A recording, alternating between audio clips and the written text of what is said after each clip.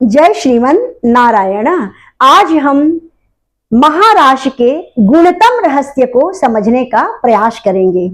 महारास को समझने के लिए बुद्धि एवं तर्क से इसको नहीं समझा जा सकता है। महारास को समझने के लिए भक्तिमयी हृदय की आवश्यकता होती है। जब भक्ति हृदय में स्थापित होगी, जागृत होगी, तभी हम महारास को समझ सकते हैं। अन्यथा यह केवल कहना और सुनना मात्र है। किसी ने कथा कह दिया और किसी ने श्रवण कर लिया, बस यह एकमात्र यही एक तथ्य रह जाएगा, एक विषय रह जाएगा। इसको समझने के लिए भक्तिमयी हृदय की आवश्यकता होती है। रास जो है संस्कृत के रस धातु से बना हुआ है। रस अर्थात होता है माधुर्य, प्रेम एवं आनंद होता है। जब प्रेम जो है गोपियों के साथ मिलकर, जब प्रेम जो है गोपियों के साथ मिलकर परिपूर्णता को प्राप्त कर लेती है, तब जो है वह महाराज का रूप धारण कर लेता है। गोपियां कौन है? जीव आत्माएं हैं। जीव आत्माएं जो होती हैं वह गोपियां हैं। और कृष्ण कौन है? कृष्ण है परमात्मा। जब परमात्मा एवं जीव आत्मा का मिलन होता है, उसे ही महारास कहा गया है। आत्मा अपने समस्त गंदे वृत्तियों को जब नष्ट कर डालती है, जब कोई मनुष्य अपने हृदय के समस्त गंदे विकारों को नष्ट कर लेता है, अपने सत्संग के माध्यम से, तपस्या के माध्यम से, साधना के माध्यम से, भक्ति के माध्यम से, अनुनय विनय एवं समर्पण के माध्यम से, तब जब हमारी आत्मा शुद्ध हो जाती है, अहंकार से मुक्त हो जाती है, हमारी समस्त राक्षसी वृत्तियों का नाश हो जाता है, तब जो है उस आत्मा के अंदर जो चित्त है, चित्त अर्थात परमात्मा, परमात्मा का स्वरूप है सत्य चित्त आनंद। जब उस आत्मा के अंदर चित्त का वास होता है, हृदय के अंदर चित्त का वास होता है, वह चित्त जो है प्रकट होने लगता है।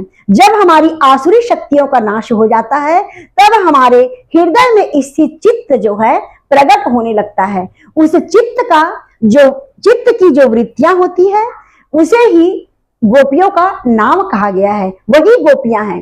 चित्त की जो वृत्तियां होती है वही गोपियां हैं। चित्त है भगवान श्रीमन नारायण, सच चित्त आनंद, सत्य स्वरूप है। चित्त स्वरूप अर्थात चिदामय प्रकाशमय जो हमारी आत्मा में वास है एवं आनंद का स्वरूप है। जब चिदानंद जो है प्रकाशित होने लगता है, तब उसकी वृत्तियां जो है नृत्य करने लगती है, नर्तन करने लगती है। और वह वृत्तियां का स्वरूप होता है अनुनय, माधुर्य, प्रेम और जो है श्रद्धा एवं समर्पण आदि जो है वो उन वृत्तियों का स्वरूप होता है। जब वृत्तियां यह जागृत होने लगती है हमारे हृदय की में, जब चित्त की ये वृत्तियां जागृत होने लगती है, तब वह है परमात्मा की ओर आकर्षण होने लगती है, आकर्षित होने लगती है। जब वह आकर्षित होती है परमात्मा की ओर, तब यही जो है महारास है, यही जो उसका नर्तन होता है, यही जो उसकी हिलोरें होती हैं, यही जो उसकी लहर होती है, वही जो है महारास है।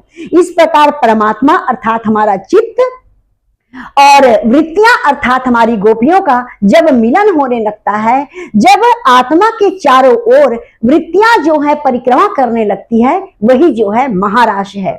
इस महारास को समझने के लिए हम भगवान कृष्ण के गोकुल की वृंदावन के महारास में प्रवेश करते हैं। भगवान जो है गुरु बन करके, सदगुरु बन करके आज बांसुरी बजाते हैं। भगवान ने क्या किया? सबसे पहले बांसुरी को बजाया है। बांसुरी अर्थात जो वृत्तियों को, जो हमारे चित्त की वृत्तियां हैं, उसको उद्दीपन करने के लिए भगवान ने बांसुरी बजाया है। अर्थात नाद को जो है सबसे प्रथम भगवान ने ब्रह्म नाद को, जो अपने आत्मा में जो नाद होती है, उस नाद को जो है नाद को बजाने लगते हैं। उसे जब उन्होंने नाद स्वरूप ब्रह्म को जब आवाहन करते हैं, और उस आवाहन के माध्यम से जो लाखों साल पहले के ऋषि मुनि संत जो है और भगवान के भक्त जो है गोपियों के रूप में जो जन्म अवतार धारण किए थे, उनको जो है भगवान बंशी के माध्यम से अपने बंसी के माध्यम से उनको नाम लेकर के पुकारने लगते हैं। जब भगवान ने उनको नाम लेकर के पुकारा है, अर्थात उनके चित्त में स्थित वृत्तियों को जो है उद्दीपन करते हैं, भगवान उनके चित्त की वृत्तियों को उद्दीपन करते हैं, तब उस उद्दीपन के आकर्षण में आकर के गोपियां क्या करती हैं, भगवान की ओर दौड़ी आती हैं। जब वो दौड़ी आई तब भगवान ने उनको जो है महाराश में प्रवेश कराया है, और भगवान महाराश में प्रवेश करा करके उनको जो है उनकी एक एक कुंडलियों को स्पर्श करते हैं। उन्होंने, भगवान ने पहले उनकी जो है अधो अंग को, जिसमें वास है कुंडली की, जो है कुंडली शक्ति वास करती हैं, उसे स्पर्श किया है, प्रथम कुंडली चक्र को, फिर उसके बाद जो है स्वादिष्ठान चक्र को, मूलाधार स्वादिष्ठान, उसके बाद जो है अपना नाभि चक्र को, अनाहत चक्र को, विशुद्धि चक्र को, और उसके बाद जो है आज्ञा चक्र को, और उसके बाद सहस्त्र चक्र को भगवान जो है स्पर्श करने लगते हैं। जब इस प्रकार से उन गोपियों का इन चक्रों को स्पर्श करते हैं, तब जब गोपियां जो हैं ब्रह्मानंद में आकर के, ब्रह्मानंद में स्थिर होकर के, जब उनकी जो कुंडली शक्ति है वो नर्तन करने लगती है, और यही जो नर्तन है परमात्मा एवं जीवात्मा का जब मिलन होने लगता है, जब ब्रह्मचार में उन भगवान का महाशक्ति जो कुंडली शक्ति है और सदा शिव भगवान सदगुरु का जब मिलन होने लगता है, यही महारास है। भगवान ने एक एक गोपियों को बुलाया है, उनके चित्त को उद्दीपन किया है, उद्दीपन के माध्यम से बंसी बजाकर उनको बुलाते हैं, और बुला करके जो लाखों साल से उनका इंतजार कर रहे थे, उस इंतजार को भगवान ने पूर्ण किया है, उनको स्पर्श करके, उनको प्रेम करके, और उस भाव भूमि में ले जाकर, जिस भाव भूमि में वो रह करके परमात्मा और अपने आप को जान सकते हैं, परमात्मा और जीवात्मा का मिलन हो जाता है, जिसमें कोई भेद नहीं होता, ना तू होता है ना कोई मैं होता है, केवल एक स्वरूप हो जाते हैं, वही महारास है। इस महारास में प्रवेश करके गोपियां जो है परमानंद को प्राप्त करती हैं, और परमानंद प्राप्त करके भगवान को अपने स्वयं में स्थित जानती हैं, और जब आंखें उनकी खुलती है तब जो है सर्वत्र भगवान का ही दर्शन करती हैं। भगवान ने रात्रि का समय क्यों चुना? क्योंकि रात्रि को कोई भी साधक एकाग्र चित्त होकर के जो है साधना में प्रवेश कर सकता है।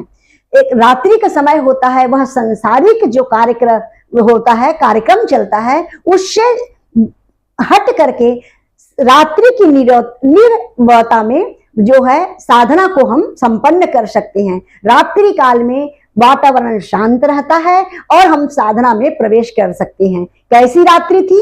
कोजागिरी की रात्रि, अर्थात जो है पूर्णिमा, शरद पूर्णिमा की रात्रि को कोजागिरी रात्रि कहा गया है। कोजागिरी अर्थात कौन कौन जग रहा है। इस दिन महालक्ष्मी का अवतार हुआ था।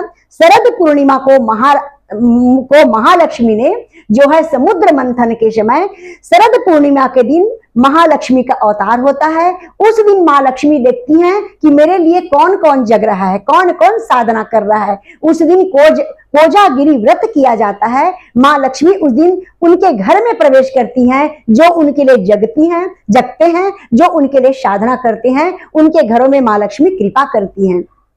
वह पवित्र रात्रि थी, शरद पूर्णिमा की रात्रि थी, जिस दिन भगवान ने उस रात्रि को, उस पूर्णिमा की रात्रि को भगवान ने चयन किया था। इस रात्रि को सभी साधु संत जो है और योगी जन इस रात्रि का इंतजार करते हैं और इस रात्रि में परमात्मा की साधना करते हैं। यह वही रात्रि थी जब भगवान ने महाराज को रचाया है। इनको कौन देख सकता है? जिनकी आत्मा जो है विशुद्ध एवं पवित्र हो जाती है, जिनके अंदर की सारी गंदी राक्षसियों का नाश हो जाता है, राक्षसी वृत्तियों का नाश हो जाता है, और जो है सत्य स्वरूपा वृत्तियों का जब जागृति हो जाता है, सत्य वृत्तियों का जागरण हो जाता है, वही जो है इस महाराज को देख सकते हैं और वही जो है इस महाराज को समझ सकते हैं। अन्यथा यह जो महाराज की कथा है वह सबके समझ से बाहर का विषय है। यह बहुत ही रहस्यात्मक विषय है। आज भगवान कृष्ण जगत गुरु का रूप धारण करते हैं और जो काम है उसको ब्रह्मांड में जो है स्थिर कर देते हैं। काम को उन्होंने ब्रह्मांड में स्थिर किया है, कामदेव को, और जगत गुरु का रूप धारण करके अपने सारे भक्तों को, अपने सारे शिष्यों को, अपने सारे प्रेमी जनों को उन्होंने उद्दीपन के माध्यम से एक एक कुंडलिनियों को स्पर्श करते हुए ब्रह्मसार में, ब्रह्म चक्र में, ब्रह्मारंध में स्थिर किया है। और उस ब्रह्मारंध में महाशक्ति, आदि शक्ति, जगदम्बा कुंडलिनी शक्ति, सदाशिव भगवान शंकर का वहां पर मिलन होता है। और वह जो मिलन होता है वह परमानंद का विषय होता है। जब वृत्तियां अर्थात गोपियां और चित्त अर्थात भगवान कृष्ण जो है आपस में मिलने लगते हैं, जब आपस में लिपटने लगते हैं, और जब उनका जो ये परिक्रमा होता है, वृत्तियों का जब आत्मा के चारों ओर परिक्रमा होता है, यह इतना आनंद का विषय है, यही महारास है।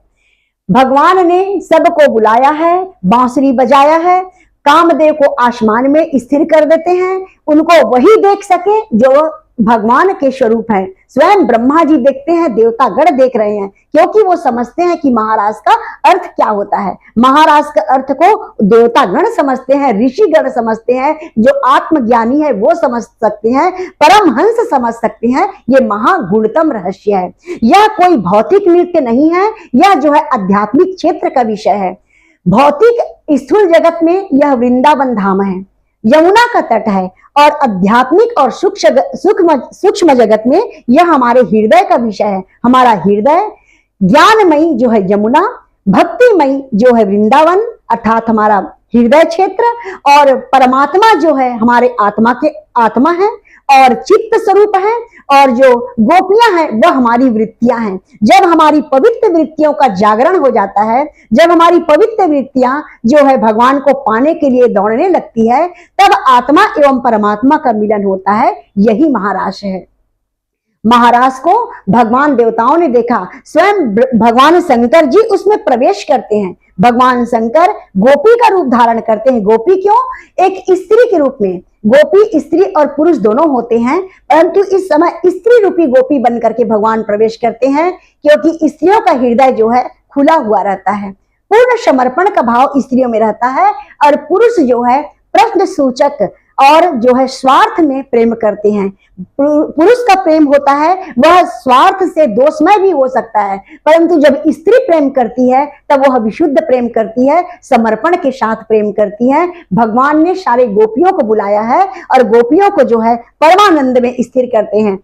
परमानंद में इसलिए भगवान स्थिर किए कि जब मैं अब व्रज धाम को छोड़ करके चला जाऊंगा, तब तुम अपने वास्तविक भाव में स्थिर रहना, मुझे ना ढूंढना, तुम अपने आप को देखना और परमात्मा संसार के सारे कण कण को मेरे रूप में जानना। इसलिए भगवान ने उनको जो है उस परम आनंद में स्थिर कर दिए।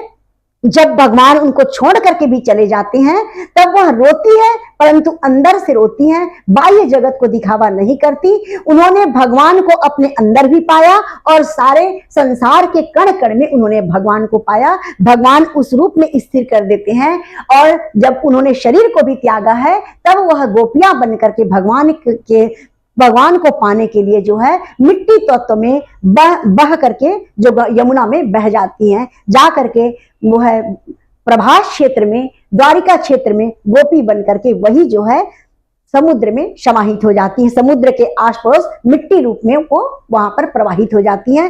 ऐसी गोपियों का प्रेम था जो आज भी हम गोपी चंदन के रूप में जिसे हम तिलक लगाते हैं, वही गोपियां हैं जो हम मरेंगे भी तो भी भगवान की और जिएंगे तो भी भगवान की ही होकर के रहेंगे। ऐसा वृत्ति जब इंसान के हृदय में जागृत हो जाए, विशुद्ध प्रेम जागृत हो जाए, तब जो है महाराज का जो है महाराज की क्रिया भगवान संपन्न करते हैं। तब भगवान जगत गुरु बन करके हृदय में हमारे जो है हमारे शरीर के समस्त कुंडली शक्ति को जागृत करके हमको महाराज में पहुंचा देते हैं। यही महाराज है। यह भौतिक नृत्य नहीं था, यह तो लोक के लिए था, लोक को दिखाने के लिए एक भौतिक नृत्य था। लेकिन इसका हर कथाओं का, केवल महाराज का नहीं, हर कथाओं का आध्यात्मिक पक्ष भी है। यह जो महाराज है इतना जो है गुणतम रहस्य है कि स्वयं जो है भगवान सुखदेव स्वामी ने इनको सबसे ऊंचे स्थान पर रखा है, जबकि वो निर्लिप्त संत हैं, उन्हें कोई प्रकार का भाव स्पर्श नहीं कर सकता। परंतु फिर भी इस महाराज को, क्योंकि यह जीवात्मा एवं परमात्मा का मिलन का जो क्रिया है, तो इस महाराज को उन्होंने सबसे ऊंचे स्थान पर रखा है। प्रेम से बोलिए जय श्रीमन नारायण।